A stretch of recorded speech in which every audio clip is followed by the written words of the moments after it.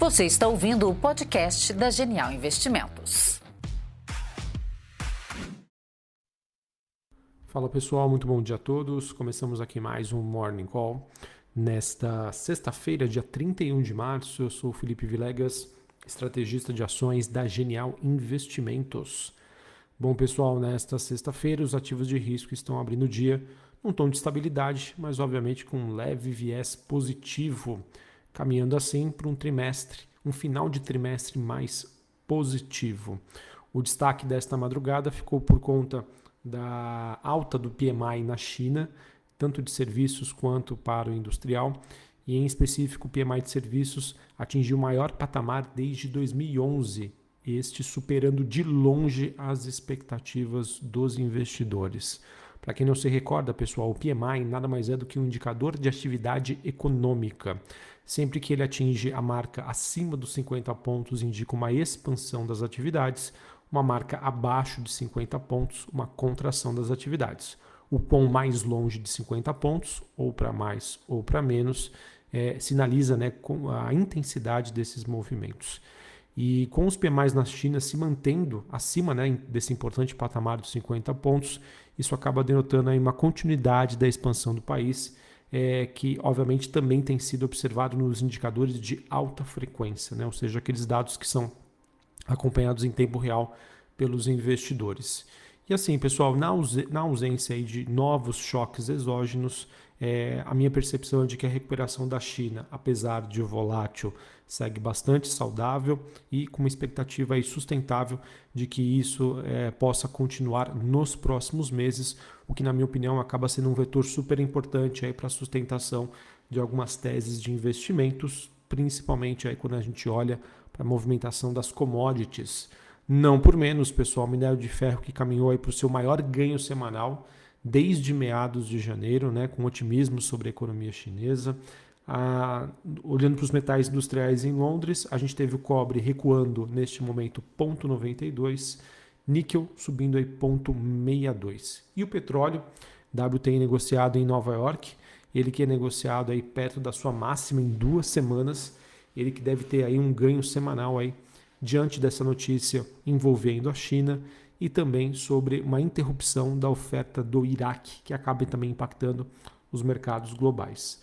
O contrato negociado em Nova York, o WTI, na faixa ali dos 74, quase 75 dólares o barril, alta de 0,62%. Sobre a Europa, pessoal, a gente tem a Bolsa de Londres subindo 0,25%, Paris alta de 0,65% e a Bolsa Francesa subindo 0,5%. A gente teve nesta manhã diversos indicadores macroeconômicos de inflação, de atividade, e o que vem me chamando bastante atenção é que, por mais que a gente tenha um recuo da inflação cheia, ou seja, do número todo ligado à inflação, muito dessa queda acaba sendo influenciada pelos preços de energia.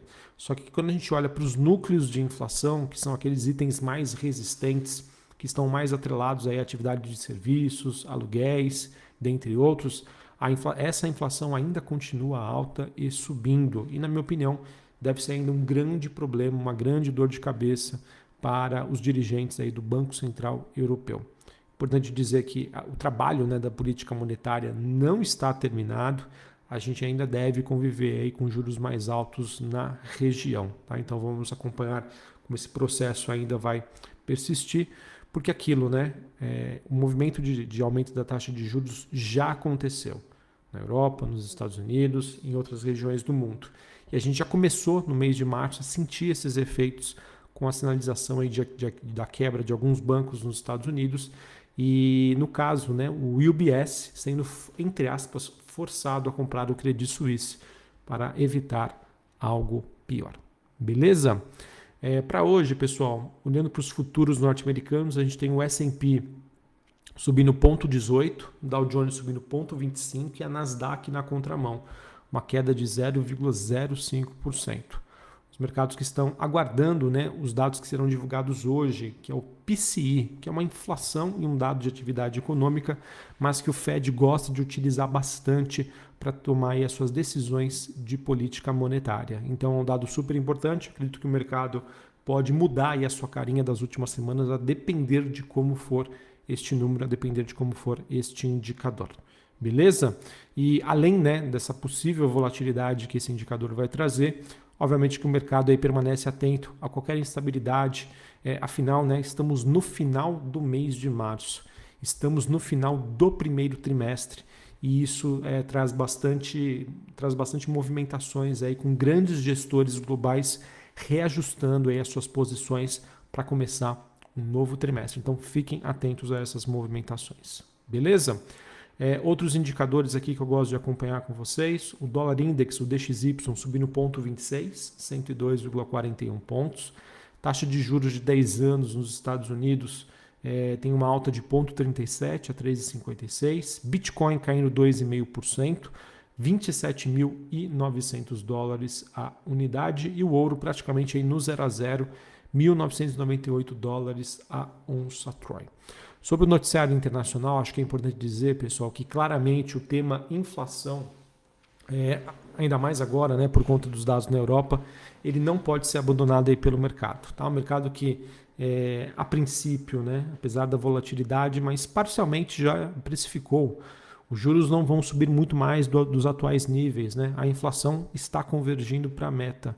Mas eu acho que a gente ainda está num período de transição.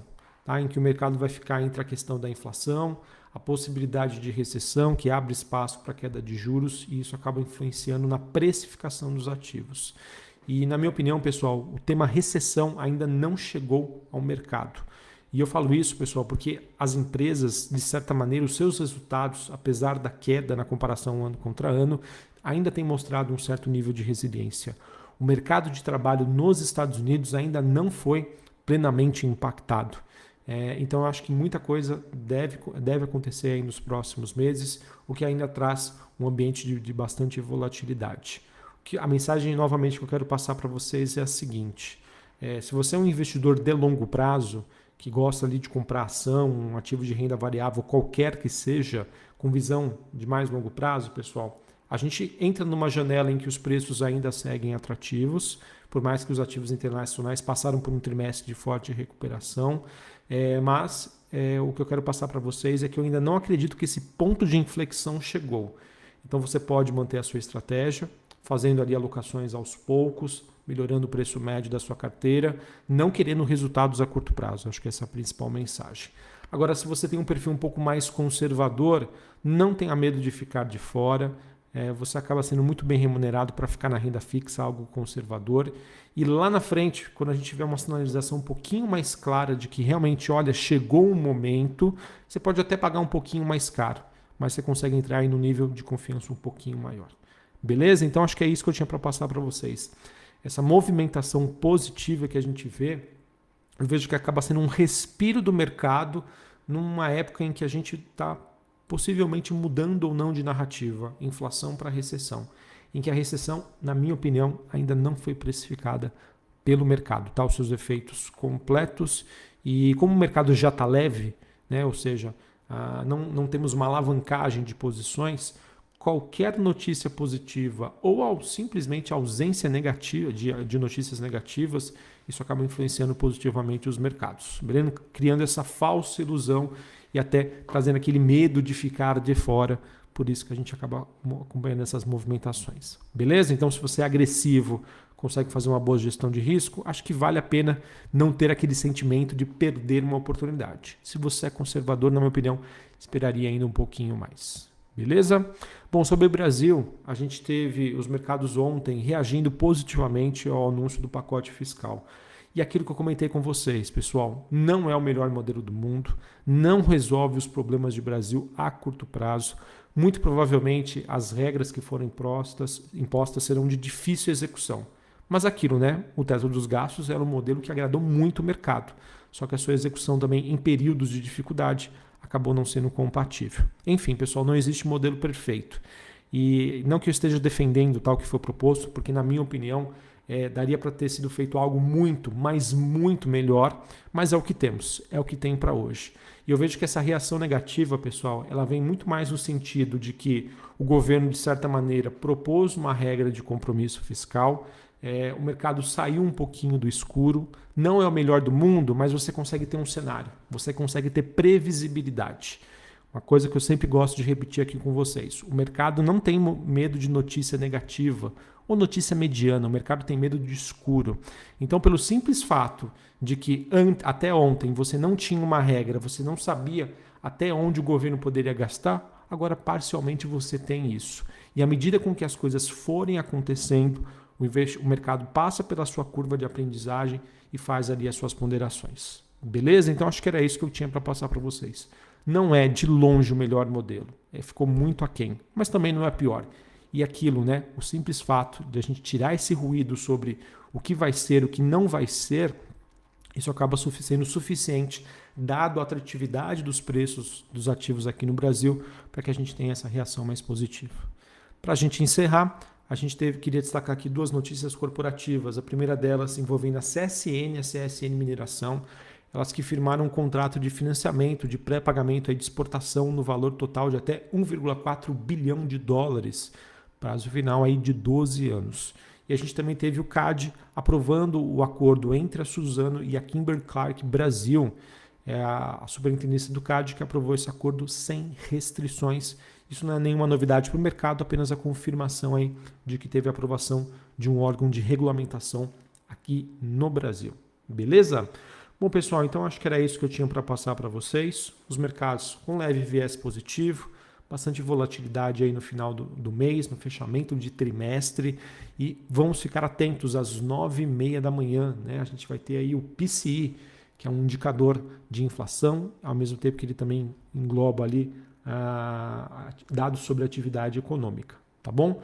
Aqui no Brasil, pessoal, a gente também tem dados sobre o resultado nominal do setor público e a relação dívida-PIB, e também taxa de desemprego nacional. Maravilha? Um abraço a todos, uma ótima sexta-feira para vocês e até mais. Valeu!